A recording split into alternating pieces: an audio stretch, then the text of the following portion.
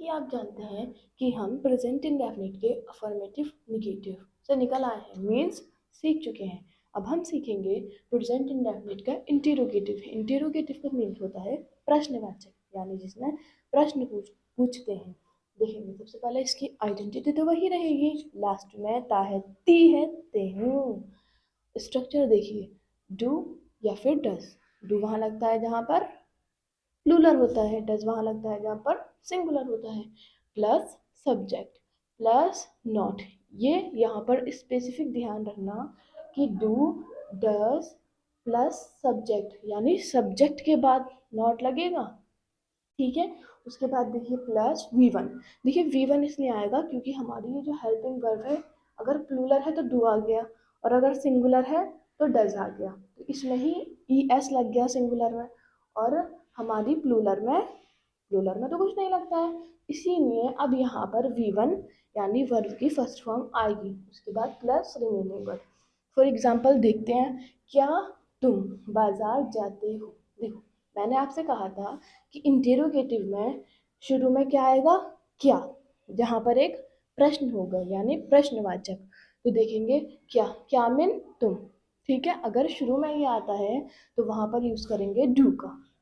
Last में है जाते, ध्यान रखना है आपको, क्या तुम बाजार जाते हो।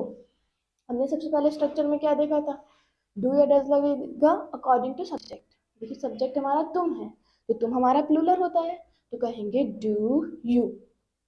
उसके बाद जाना, जाना एक वर्ब है तो लगाएंगे वर्ब गो। नॉट इसलिए नहीं लगाया क्योंकि ये निगेटिव नहीं है, तो लिखेंगे डू यू गो मार्केट, क्या तुम मार्केट जाते हो।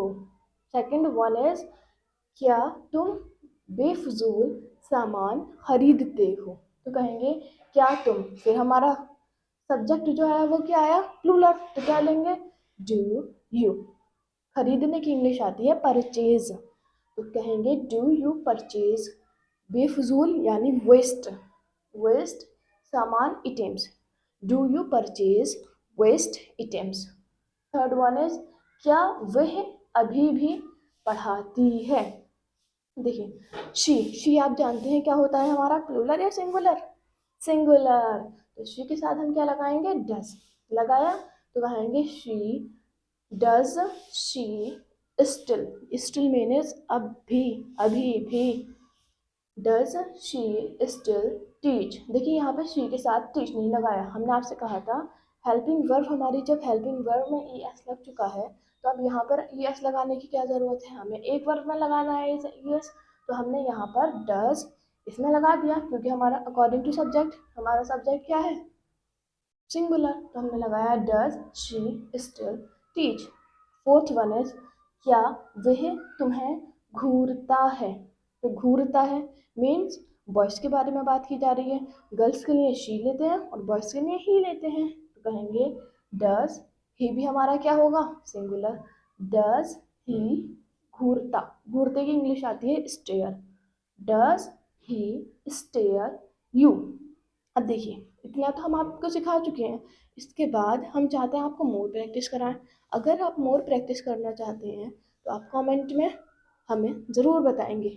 अब इसके बाद हम सीखेंगे निगेटिव, लेकिन निगेटिव का यूज़ मैंने आपको निगेटिव का स्ट्रक्चर लिखवाया है क्योंकि आपको याद रहे। देखिए, क्या तुम अब शराब नहीं पीते हो।